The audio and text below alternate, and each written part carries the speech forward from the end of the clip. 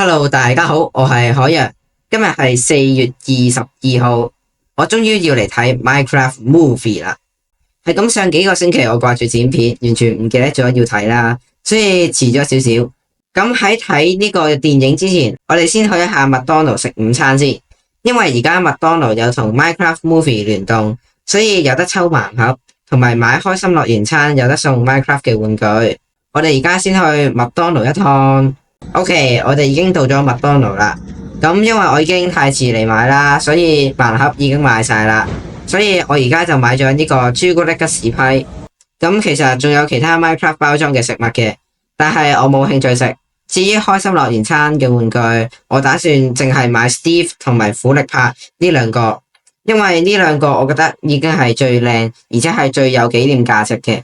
何況我冇咁多錢。係咁，因為苦力拍呢一個要去到25號先有，所以我哋而家先穿越時空一下。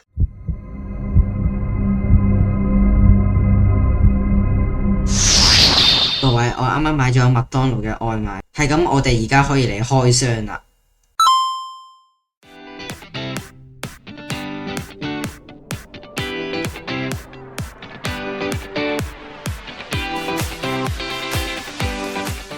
係咁，我哋食完嘢之後就係時候去睇電影啦。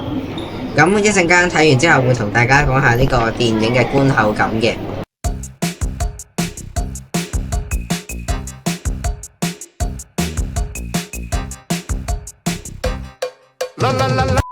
OK， 各位，電影我就睇完啦。係咁，我而家就嚟講下我對呢部電影嘅觀後感啦。首先嚟講下呢部電影嘅好嘢啦。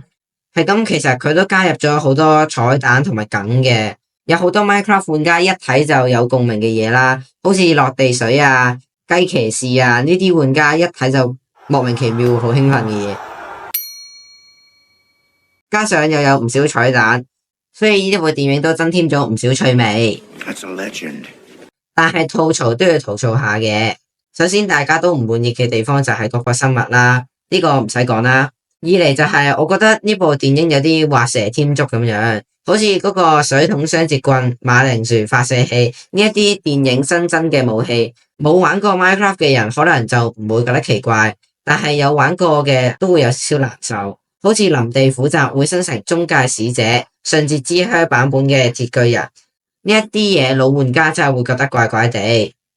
不過最奇怪嘅係，我原本以為電影會就住遊戲裏面嘅嘢去製作。結果而家調翻轉，好似係遊戲裏面嘅嘢就住電影裏面嘅嘢去復刻，然後就係角色嘅問題啦。呢一部影片的確係有將4個角色代入落呢一個 Minecraft 嘅遊戲度嘅，但係佢哋就好似各做各自己嘅嘢，冇咩點互相合作同埋代入到自己呢一個角色裏面，所以我個人就覺得有少少死板。不過整體嚟講，呢一部電影都係唔錯嘅，雖然劇情一樣都係有啲老土，冇咩特別嘅驚喜。但係又有唔少好笑嘅場面，再加上 Minecraft 本來係一個人氣好高嘅遊戲，所以我都幾推介呢一部電影。係咁，我哋今日就差唔多嚟到呢度，我哋下次再見，拜拜。